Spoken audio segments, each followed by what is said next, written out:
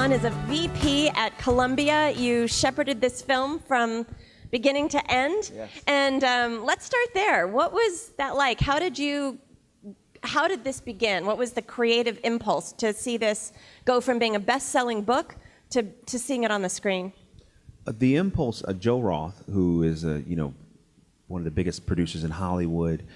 He used to run Fox. He used to run Disney.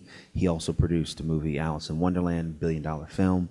He found the book, and he sent it in. And the moment that I read the book, it was one of those rare occasions where I shut my office door, read it in one sitting, and when I got done, I just said, we have to do this. The story was so compelling, so powerful.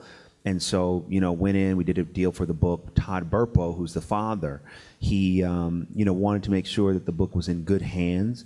So we had a number of conversations with him. Bishop T.D. Jakes, who's also, who we have a deal with, a producing deal with him.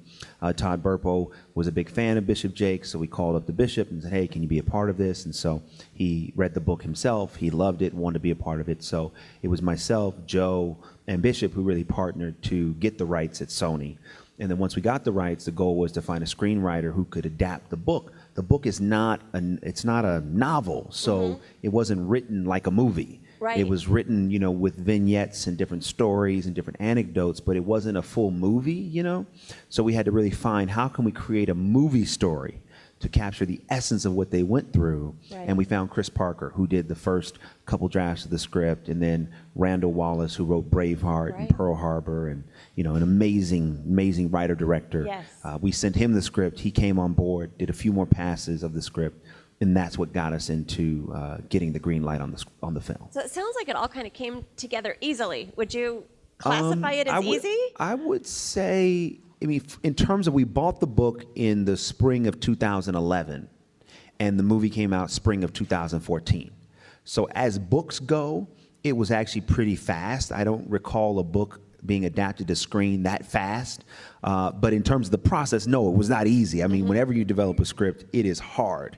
And there were a number of conversations, a number of debates about, what should be the story, who should be, should it be through Colton's point of view, should it be through the father's point of view, how do we end the movie? Every way, all along, it was a good, healthy debate.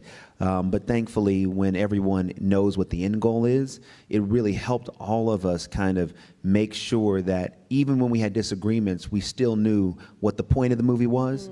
And knowing that helped get through all of the various challenges we faced, but not any of it was easy. So that sounds like it was fairly collaborative, because a lot of times when you bring in somebody like Randy Wallace, you would anticipate them kind of putting their fingerprint on it, but you were deeply involved at a studio level.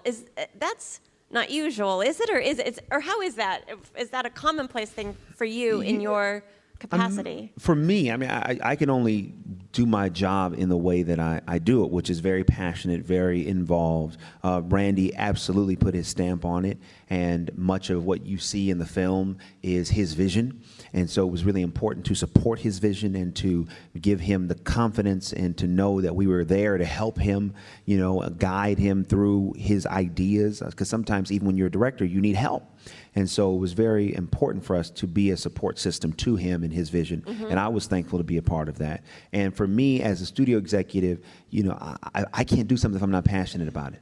And this was a movie that I was passionate about, as a book I was passionate about, a story I was passionate about. So me being there, I was there every step of the way, through production and post-production and marketing and all of that, because I know that's what God called me to do. And it was such a special and unique project that we had to make sure the integrity was kept from the beginning all the way through, because of all the sensitivity involved in the story. Here's the truth. It's a real story. Right. This is the Burpo's life. Yeah. So I'm going to go on and make other movies, but this is their life. Yeah. So if we messed up a movie on their life, what will be the impact for them? Right. So at the end of the day, I'm thankful to be a part of it, but it's really about what God chose to do through them.